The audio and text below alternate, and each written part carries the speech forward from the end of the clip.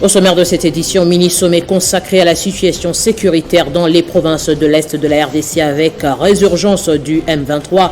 Félix Tshisekedi s'est réuni avec ses homologues du Kenya, de l'Ouganda et du Burundi, sauf Kagame du Rwanda qui s'est fait représenter par son ministre des Affaires étrangères.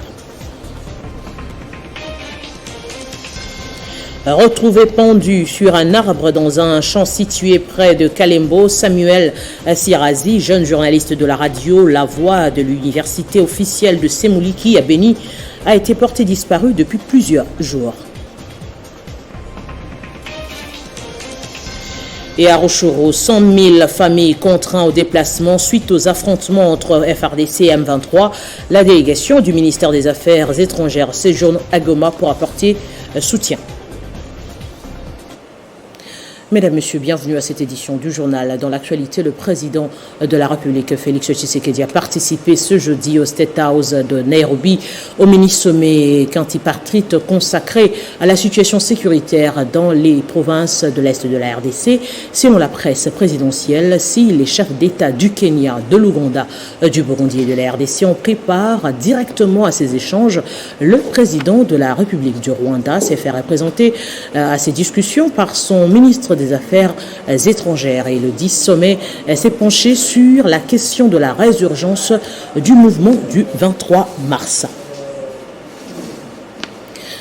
Le président du Sénat, Modeste Bahati, ce jeudi 21 avril, dans son rôle de sénateur, il est l'initiateur de la proposition de loi modifiant et complétant la loi du 24 décembre 2011 portant principes fondamentaux relatifs à l'agriculture, une loi déjà promulguée depuis 2011 mais jamais appliquée. À travers la modification que vient de proposer le président du bureau de la Chambre haute du Parlement, le projet de loi Bahati vise à créer les conditions d'application de la dite loi afin d'ouvrir cet important secteur aux investisseurs et favoriser la diversification de l'économie congolaise, comme le souhaite le chef de l'État. Le texte a retenu l'attention de la quasi-totalité des sénateurs, vu l'intérêt au cours du débat général à travers des enrichissements et recommandations. Bahati Lukwebo a sollicité 5 jours avant de revenir répondre aux préoccupations soulevées par ses collègues. Parmi les motivations de cette proposition de loi figurent les allègements fiscaux et la création d'un fonds pour soutenir les agriculteurs. Nous, les législateurs, nous devons susciter et inciter ceux qui veulent investir, qu'ils soient nationaux ou étrangers, dans ce secteur-là, pour qu'ils viennent nous aider à mettre en œuvre toutes ces terres-là.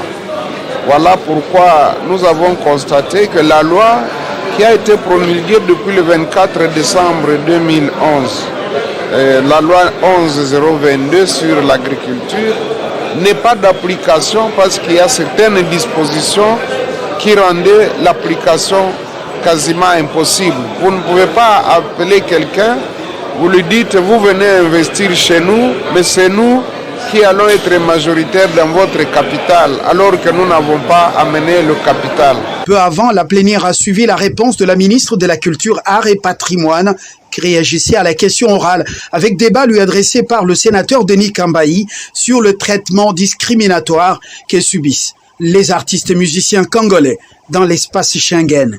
L'auteur de la question orale a recommandé à la ministre d'organiser une table ronde avec la diaspora congolaise afin de mettre fin à cette situation préjudiciable pour la culture congolaise et les artistes musiciens. Samuel Sirazi, un jeune journaliste de la radio de La Voix de l'université officielle de Semuli, qui est décédé depuis plusieurs jours après sa disparition. Il a été tué par des inconnus qui l'ont ensuite pendu sur un arbre dans un champ situé près de Kalembo, dans le secteur de Rwenzori, en territoire de Beni au Nord Kivu. Selon les sources locales, le corps de l'illustre disparu a été retrouvé par des passants en état de putréfaction très avancé. Et puis le parti politique Avenir du Congo, fédération de Tanganyika, a tenu une matinée politique à Kalemi au cours de laquelle il a réitéré son soutien à l'autorité morale d'Annie Banza ainsi qu'au chef de l'État Félix Antoine Tshisekedi. Ce sont plusieurs centaines de militants d'Avenir du Congo qui ont répondu présent à cette matinée politique au siège du parti à Kelemi dans les Tanganyika.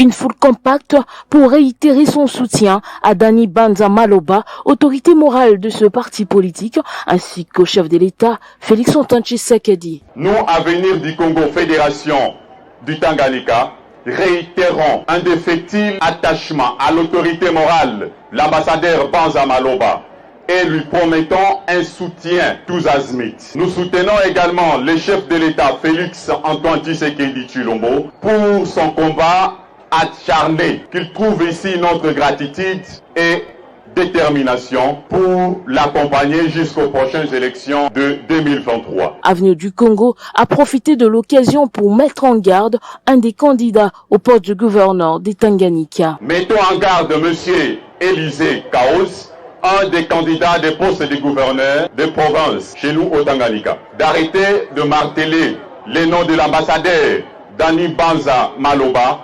l'autorité morale de l'avenir du Congo en RDC, qui lui revienne à la raison.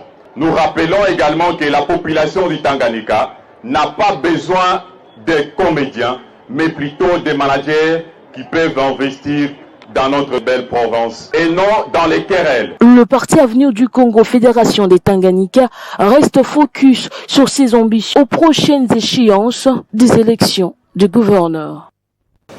Et puis je le disais en titre, une délégation du ministère des Affaires sociales séjourne depuis ce jeudi à Goma. C'est pour se rendre dans le territoire de Rutshuru afin d'apporter assistance du gouvernement congolais à plus de 100 000 familles contraintes à l'errance suite au récent combat entre les rebelles du M23 et les forces armées de la RDC. C'est le directeur de cabinet du ministre des Affaires sociales et Action humanitaire, Hubert Tetika, qui a conduit cette délégation. C'est dans le but d'apporter une assistance aux déplacés des récents combats entre l'armée congolaise et la rébellion du M23 dans le territoire de Rutshuru qu'une délégation du ministère des Affaires sociales est arrivée à Goma au Nord Kivu. Pour Hubert Tetika, directeur de cabinet au ministère des Affaires sociales et chef de la délégation, cette assistance est essentiellement constituée de vivres et non-vivres. Vous savez, un malheur a toujours été accueilli de la plus mauvaise façon qu'on peut imaginer. C'est-à-dire qu'on ne peut jamais souhaiter un malheur, mais quand ça arrive, et le gouvernement ne pouvait pas laisser les bras croisés, parce que bon, la population de Rutshuru a quand même des représentants qui se battent bien, comme vous le voyez, et le gouvernement a tout de suite répondu à la requête et qu'il fallait impérativement que nous venions. Voilà pourquoi nous venons. D'ailleurs, c'est la deuxième fois que moi je vais descendre à Rutshuru. J'ai déjà été là-bas avec l'honorable la fois passée. C'est grâce au plaidoyer du député national François Nzekouye, élu du territoire de Rutshuru, que cette assistance va arriver au nombreux déplacés disséminés dans plusieurs villages et localités du territoire de Rutshuru. Il y a une estimation autour de 100 000 personnes. Bien évidemment, il y en a beaucoup plus. Mais je crois que l'aide que nous apportons va atteindre les endroits accessibles. Comme je viens de vous dire, Rugari, Gisigari, Rutshuru Centre, Kiwanja et si possible Bunagana. Mais nous allons évaluer la situation sécuritaire pour voir si nous pouvons y arriver. Et si nous ne pouvons pas y arriver, voir si un convoi peut aller pour assister ces populations qui sont à Bunagana et à Tchengerero et à Tchéa. Cette délégation vient également avec un message de compassion du président de la République à l'endroit de tous les déplacés du territoire de Rutshuru. Restons dans le Goma où le ministre du Commerce extérieur Jean-Lucien Boussa a effectué ce jeudi une visite aux installations de l'Office congolais de contrôle. C'était pour se rassurer de la manière dont cette direction provinciale travaille afin de donner à la population des produits de qualité pour sa santé. Cette visite du ministre du Commerce extérieur dans les installations de l'antenne provinciale du Nord Kivu de l'Office congolais de contrôle consistait à venir se rendre compte de la manière dont cette direction fonctionne. Après avoir visité les nouveaux laboratoires dont les équipements sont en pleine installation, Jean-Lucien Boussa précise que le souci du gouvernement congolais est de donner à la population des produits de qualité qui entrent en RDC, mais également la qualité des biens produits à l'intérieur du pays. Les populations doivent consommer des biens de très bonne qualité, Et en même temps, nos économies font face à la concurrence extérieure. Dans le cadre de nos échanges commerciaux avec les pays voisins, avec le pays de la sous-région, mais aussi avec les pays de l'Afrique, sans compter les pays du reste du monde, il est important que la qualité de nos produits soit la meilleure possible. C'est un élément de compétitivité des économies. Et donc nous avons décidé au niveau du gouvernement et j'ai donné cette direction, cette orientation à la direction de l'OCC pour que le plan d'investissement pour la construction et la modernisation du laboratoire soit une priorité des priorités. Et donc je suis heureux de constater qu'au niveau du Nord Kivu, en plus du laboratoire qui existait déjà, celui qui est en construction est en train d'être presque fini. Après l'OCC Goma, le ministre du Commerce extérieur s'est dirigé à la chocolaterie Loa. C'était pour non seulement encourager cette jeune entreprise qui produit localement des chocolats afin de réduire la facture d'importation, mais aussi améliorer l'offre exportable du chocolat qui permettra au gouvernement de tirer des ressources. Dans l'actualité également, le ministère de l'Agriculture a présenté ce jeudi aux médias la feuille de route des activités du projet ATA-RDC, l'agenda de la transformation agricole et porteur d'espoir de la revanche du sol sur le sous-sol.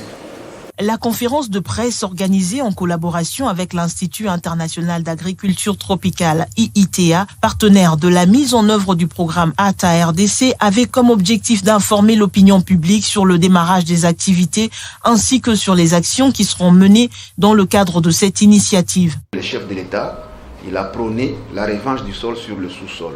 Avec l'IITA, il y aura ces rétablissements de cette fonction des moniteurs agricoles. Nous avons pensé à l'IITA pour qu'on essaie de rentrer dans la panification, ils vous ont dit. Notre manioc aujourd'hui va nous permettre de manger facilement du bon pain. Et il n'y a pas que ça, il y a l'amidon qu'on peut aussi exploiter. Même les écorces de manioc qu'on pourra transformer en fertilisant. Nous allons aller dans les 6 territoires, aux abords de la route numéro 1, donc de Kassangoulou à Mwanda. Nous allons dégager des terres où nous allons cultiver. Le programme prend également en compte un grand nombre d'aspects en termes de chaîne de valeur, de culture vivrière et pérenne. Le premier volet, c'est ce que nous appelons les activités à gain rapide. C'est-à-dire qu'il faut mener rapidement des activités pour avoir des résultats. Et le second volet sur lequel nous sommes toujours en train de travailler, qui va aller jusqu'en 2023, concerne des activités qui prennent plus de temps. C'est-à-dire qu'il faut aller en production de semences, il faut les préparer et tout ça. Alors il y a d'autres aspects aussi que nous devons voir, que nous sommes en train de discuter. C'est la supervision du ministère de l'Agriculture. Comment le ministère de l'Agriculture va superviser la mise en œuvre de ce programme. C'est dans l'optique de léguer comme héritage un secteur agricole transformé, générateur de richesses et créateur d'emplois que le président de la République, Félix Tshisekedi, a initié ce programme dénommé Agenda de la transformation agricole, ATA-RDC, avec comme enjeu majeur l'amélioration des efforts dans le secteur agricole. Et à Kinshasa, la division provinciale de la santé a réuni depuis ce jeudi les médecins chefs de zone, médecins directeurs et prestataires des services en formation des 6 jours sur les outils de gestion en soins complets d'avortement centrés sur la femme, processus de domestication du protocole de Maputo en RDC dans le but de réduire la mortalité maternelle due aux avortements clandestins. Ces assises sont appuyées par l'ONG internationale IPAS.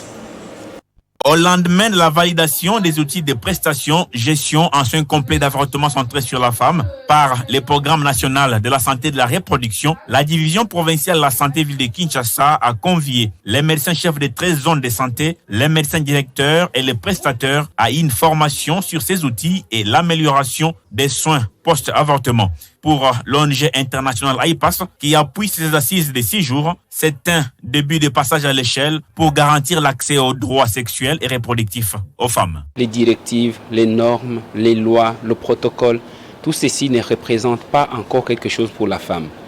Et donc le travail que nous faisons aujourd'hui, c'est comment nous transformons tous ces outils qui ont été développés, tous ces engagements que le gouvernement a pris en service pour la femme.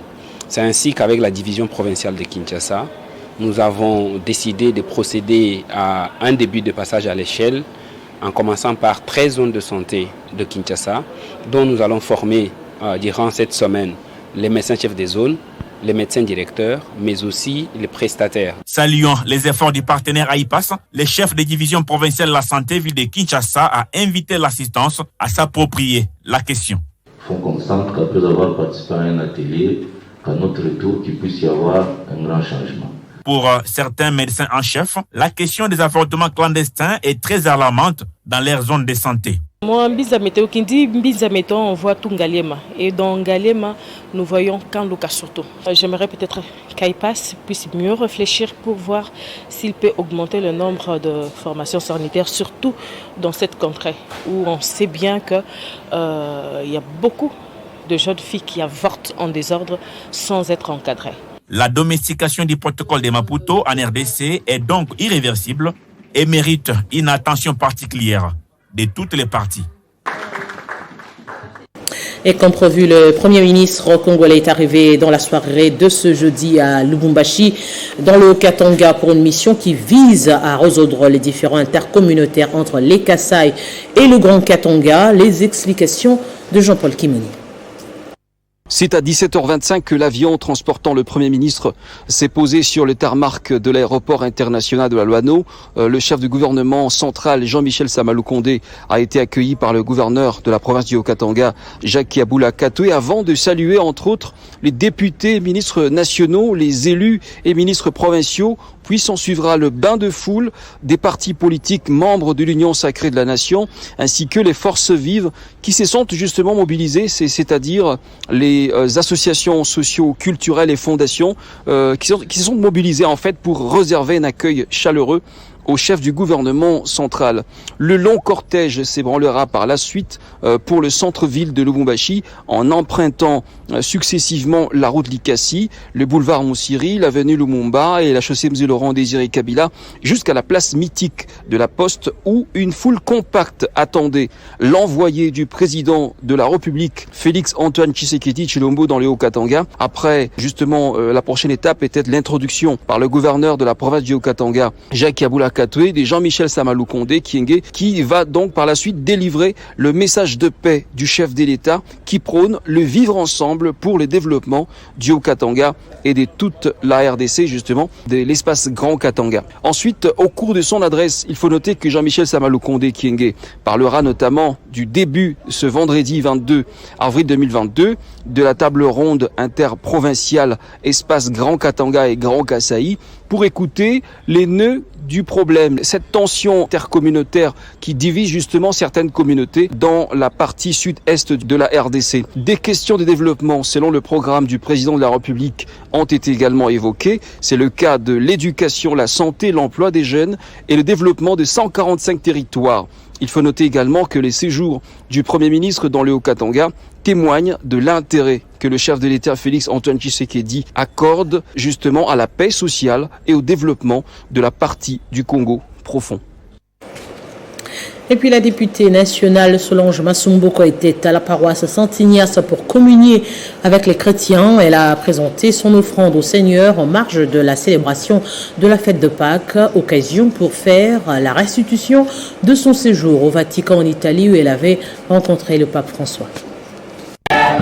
À l'occasion de la journée des commémorations de la résurrection de Jésus-Christ, l'honorable députée nationale de la circonscription de Lalukunga, Solange Masumbuko Nyenyezi, a communié à la messe matinale avec 2 chrétiens de la paroisse Saint-Ignace, ensuite avec ceux de la paroisse Saint-Tite des Boisdis, où elle a offert ses offrandes à l'occasion de la fête de Pâques et des sacs des ciments. C'était aussi une occasion pour l'honorable Solange Masumbuko, la princesse de la Lukunga, a fait la restitution de sa descente rencontre avec le pape François au Vatican en date du 2 mars 2022 lors de la journée spéciale de cendres et a distribué de chapelets venant de Rome. Pour moi, une opportunité de communier avec toute cette population de Boisdi, les souhaiter ainsi une joyeuse fête des Pâques, une joyeuse fête des résurrections, mais aussi en tant qu'enfant maison, voir comment évoluent les travaux de construction de la cure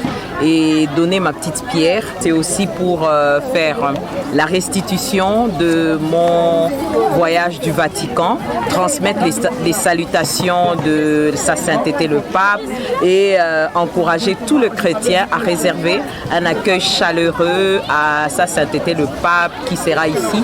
Élue de la circonscription de la Lukunga, honorable Solange Masumbuko Nyenyezi, la princesse de la Lukunga, a aussi participé à la paroisse Sainte Rita des Cités Pombo pour célébrer ensemble avec la commission de jeunes dans la journée dénommée Célébrons le Pâques. Honorable Solange Masumbuko, la princesse de la Lukunga, toujours à côté de sa base et un très bon chrétien catholique, c'est dans ces cadres qu'elle a participé à la cérémonie pour le but d'encourager la jeunesse, mais également primer les choristes de toute le chorale pour leur bravoure et à doter des vareuses à tous les joueurs des équipes de la paroisse.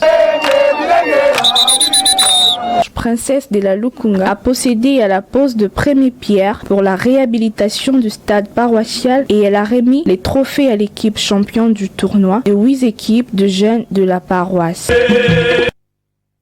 Et avant de parler sport, revenons sur le mini-sommet consacré à la situation sécuritaire dans les provinces de l'Est de la République démocratique du Congo. Voici quelques résolutions prises durant cette réunion de Nairobi. La quintipartite des chefs d'État appelés les groupes armés évoluant RDC à participer au processus politique de règlement de leurs griefs, faute de quoi ils seront considérés comme force négative. Les chefs d'État ont aussi demandé que soit mise en œuvre immédiatement la force régionale de lutte contre les forces négatives sous la direction de la République démocratique du Congo. Et la prochaine réunion se tiendra d'ici un mois pour évaluer l'état d'avancement de la mise en œuvre des travaux. La sélection nationale des léopards du Juju avait plutôt fait sensation au championnat d'Afrique des Nations édition 2022 en Angola avec 9 médailles remportées dont 2 en or. Eh bien, les fauves congolais ont reçu les encouragements du ministre des Sports et Loisirs, Serge Condé. La moisson n'a jamais été abondante pour la Fédération congolaise de Jiu-Jitsu au championnat d'Afrique des Nations. Les Congolais ont raflé 9 médailles, dont 2 en or, 4 en argent et 3 en bronze. Quoi de plus normal pour ces athlètes de rendre compte au ministre des Sports et Loisirs de ce qu'a été leur participation à ces championnats d'Afrique. Il était question que nous puissions relater à son Excellence, Monsieur le Ministre, le travail qui avait été abattu en déplaçant les athlètes qui étaient allés sur place, qui sont revenus et qui ont pu rafler 9 médailles, dont 2 en or, 4 en argent et 3 en bronze. Les athlètes congolais se sont plus distingués dans les épreuves des combats, Newaza et Fighting System, a expliqué les co-managers de la sélection nationale des Jiu-Jitsu. Donc, à côté de moi, vous avez l'un d'eux qui est ici présent, qui est médaillé d'or ainsi que médaillé de bronze sur la partie Newaza, mais médaillé d'or en Fighting System.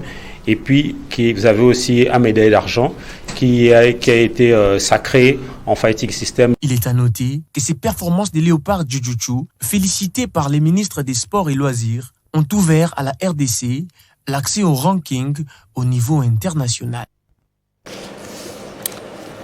Fin de cette livraison, les titres d'actualité. Mini-sommet consacré à la situation sécuritaire dans les provinces de l'Est de la RDC avec la résurgence du M23. Félix Tshisekedi s'est réuni avec ses homologues du Kenya, de l'Ouganda et du Burundi, sauf Kagame du Rwanda, qui se fait représenter par son ministre des Affaires étrangères. A retrouvé pendu sur un arbre dans un champ situé près de Kalembo. Samuel Sirazi, jeune journaliste de la radio La Voix de l'université officielle de Semuliki à Béni, a été porté disparu depuis plusieurs jours. Et à Rochoro, 100 000 familles contraintes au déplacement suite aux affrontements entre FRDC et M23. La délégation du ministère des Affaires étrangères séjourne sur place pour apporter assistance du gouvernement.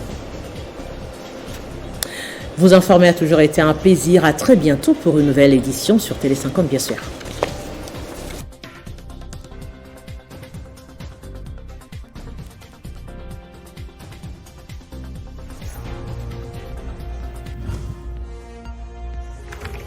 L'actualité reste en continu.